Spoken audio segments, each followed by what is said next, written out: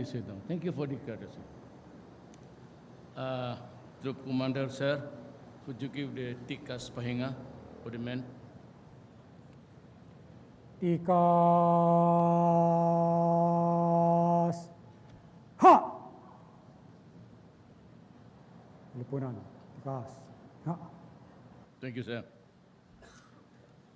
Executive Secretary Salvador Mijaldía, Secretary Delfin Lorenzana, AFP Chief of Staff General Eduardo Anyo, Lieutenant General Glorioso Miranda, Major Rolando Joselito Bautista, and the other major service commanders, the officers, enlisted men, and the civilian employees of the Armed Forces of the Philippines, mga kasama ko sa gobyerno, mga minamahal kong kababayan.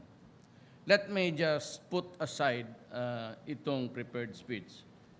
If you want, it's just 2 pages for so many thousands, sir. Kaya naman ito, but dagdag muna natin ng medyo importante. One that comes from my heart. I'm sure that you have noticed every about 2 or 3 minutes, a plane is on the pattern to land. And that is how we need to improve our infrastructures and airports. Iisa lang po iyan for all domestic and international dito sa Naya. We need money to expand. And so, we are not that rich. The economy is expanding a little bit, but it is not enough for our needs because we are now breaching the 100 million Filipinos. Actually, about 109 million. Napakalaking gastusin po yan. At I am in a quandary how to deliver equally the essential services to the country. Health, education, lahat na. And I know that my armed forces and my police, PNP, kailangan mag-upgrade. Kailangan ng mga bagong equipment to cope up with the present challenges of today, especially terrorism. Parang nahihirapan ho tayo dito. We have to revise the doctrines actually because we are facing an enemy that is well entrenched.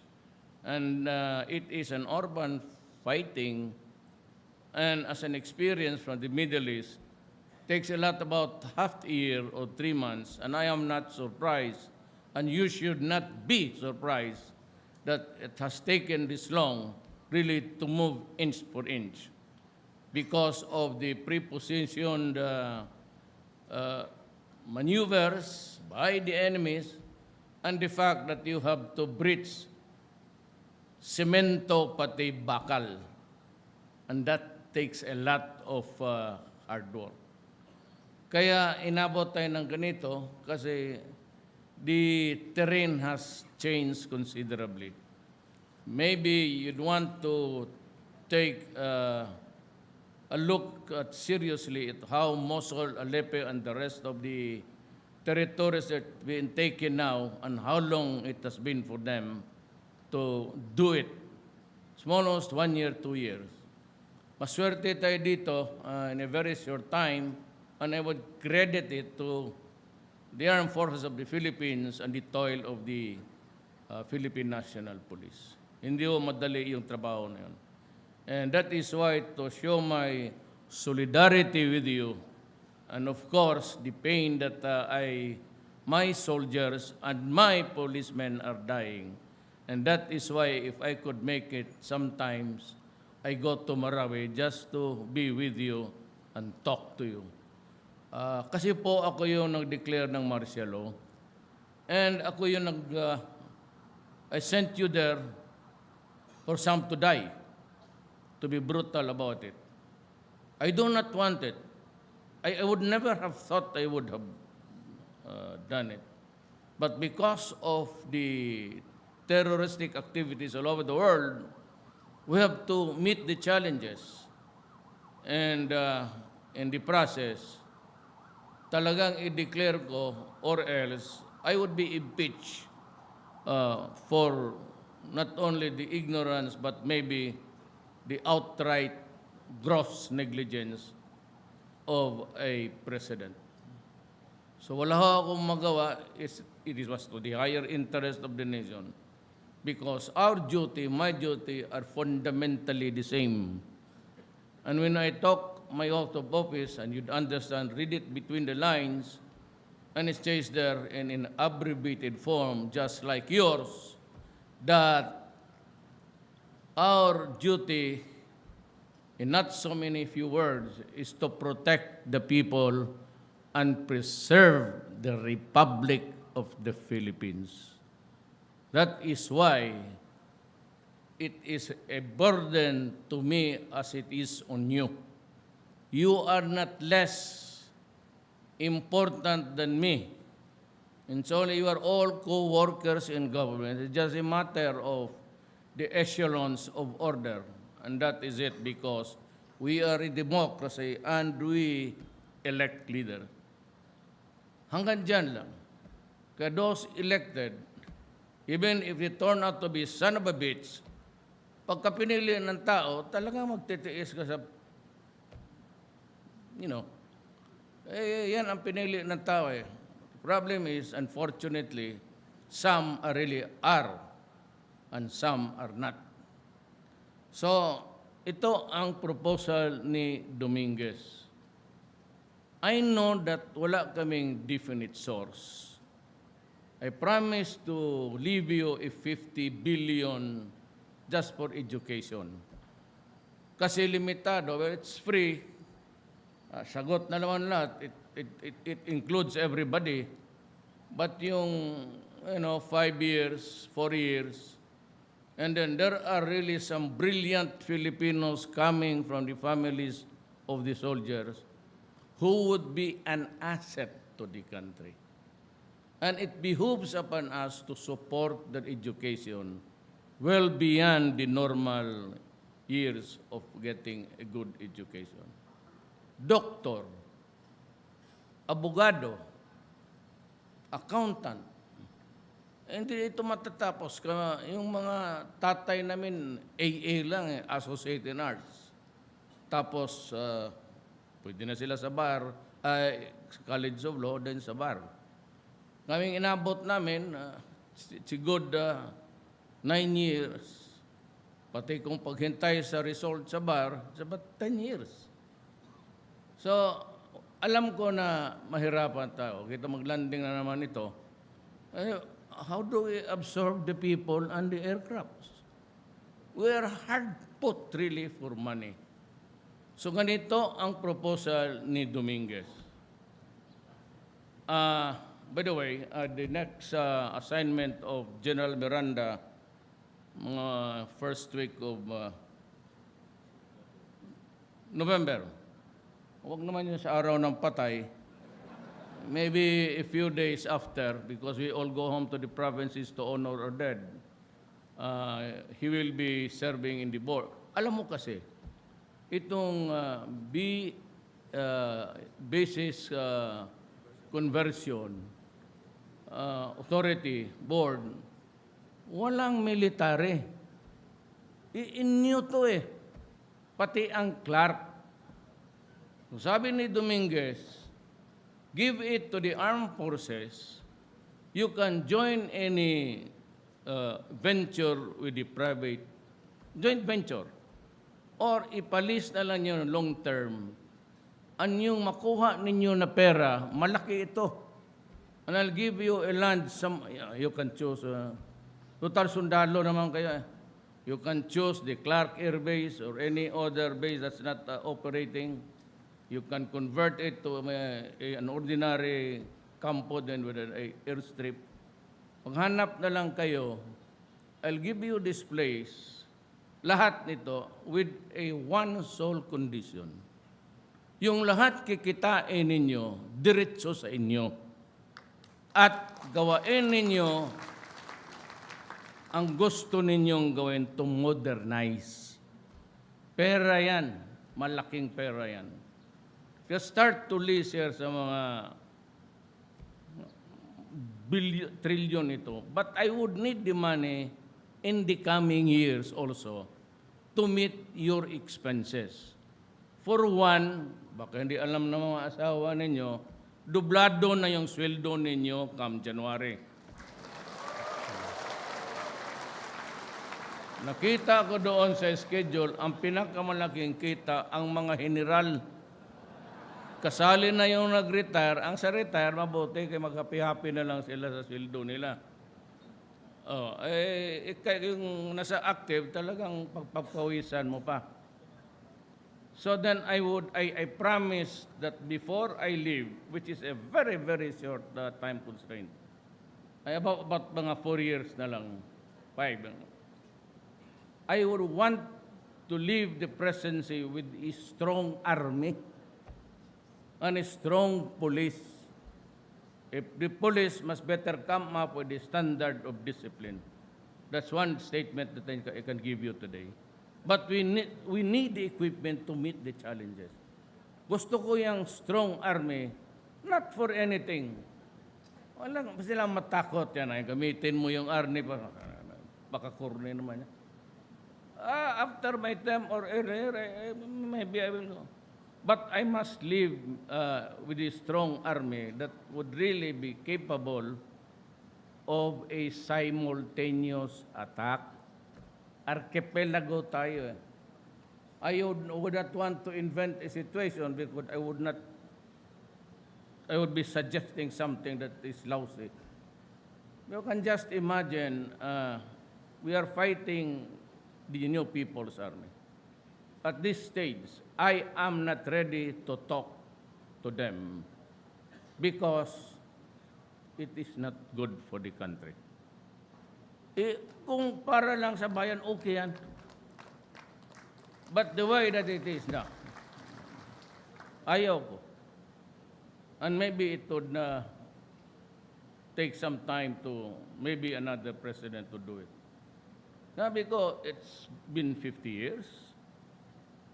Estudyante ako noon, nakikinig naman ako kay Season. But alam mo, pagkabata nga ba, you're full of, mayroon pang naiwan, kunti na lang. Tanda ko na, it's full of ideal set of what you want the world to be. But when you get older, alam mo na this is not really possible. That life is really unfair. It ain't really fair. So ganun talaga ang setup ng, I don't know, but maybe when I go there, matanong ko ang Panginoong Diyos kung bakit ganun. So yan na, ang deal natin, tanggapin ninyo yan sa panahon ko. Wala na kayong ibang panahon na ibigay ko sa inyo, and you can fund the modernization, buy all the equipments you need to meet the challenges way ahead. Yan na lang ang maiwan ko sa inyo. At kung may kunting sobra, huwag ninyo ipagbili because this belongs to the armed forces of the Philippines. Nobody is taking it from you. Hindi ito for sale kagaya ng iba. No. Just this 50 years, and you have the income, you have, aside from the regular annual budgetary needs that you have, may pang sarili pa kayo na bibili ninyo ito, what's the idea, helicopters for example. You know, that's very important in insertions of troops right now in Mindanao.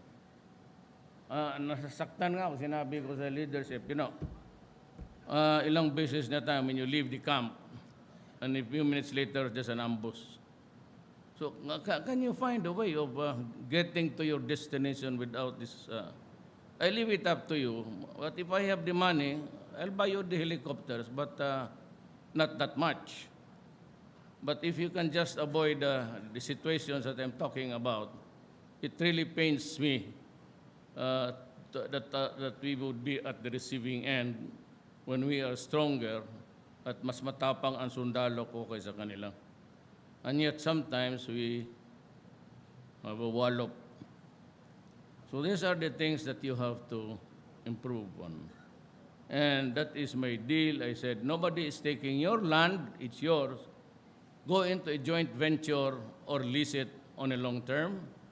The money that is generated would be yours. Kung hindi ka ba naman makabili ng bagong eroplano, ewan ko na.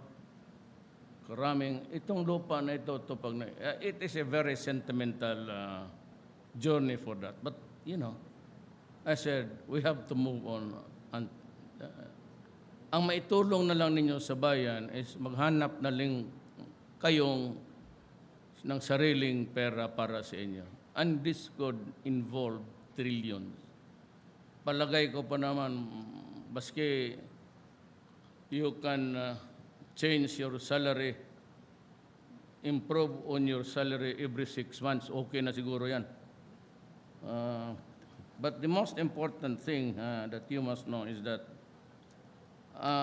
dito sa ating, ayoko na basahin to kasi itong sa surveys, this would show that the Philippine Army's impressive plus 75 net trust rating sa ating bayan.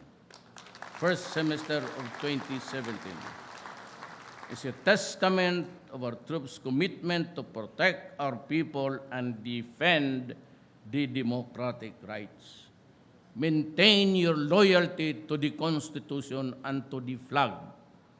Do not nurture a personal or a person dyan. Kaming lahat dyan sa gobyerno, dumadaan lang. But it behooves upon you, I said, to see to it that this country will grow, prosper, until the end of time.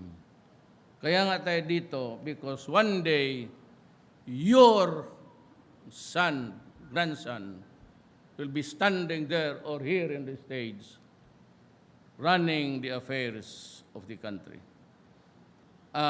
Bago ako magtapos, talagang sumasaludo ako kay John Miranda. That is why automatic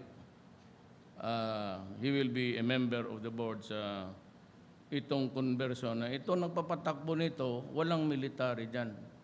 So, tinawagan ko si Dominguez. Sabi ko kay Bong, tawagan mo si Dominguez, tignan ko kung I need somebody there from your sector para masabi niyo, tinitignan niyo kung paano takbo. And if there is corruption, pwede bugbugin mo dyan mismo sa kulatahin mo. And ito naman si Rody has been in the Mindanao area for quite some time. During my term as mayor, and pati si John Anyo, lahat sa inyo, almost who passed by Mindanao, nagkakilala tayo. Never mind my politics. Pang ano lang yan, pang patawa lang yan. May trabaho. Never mind about yung huwag kayong maniwala yan. Sabi ko nga, you have my, if it will exceed the 40 million mark, and that is my lifetime savings, including my hereditary properties. Sabi ko nga, please oust me if I tell a lie to you. So, may I request the commander of the troops to give the order to stand at attention. I would just like to show you standing straight. Mga sampanaw!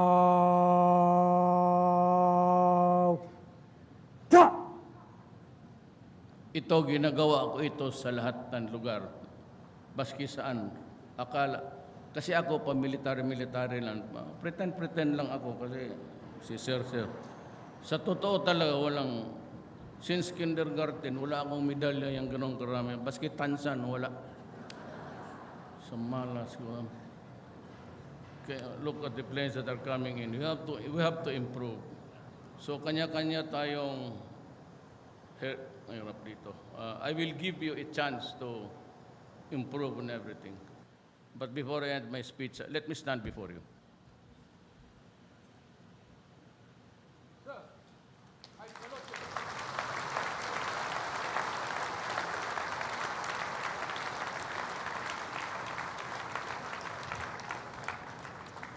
Thank you very much to President Rodrigo Roa Duterte. Please be seated. We shall proceed with a pass and review. Kalipunan, sumalikod ko.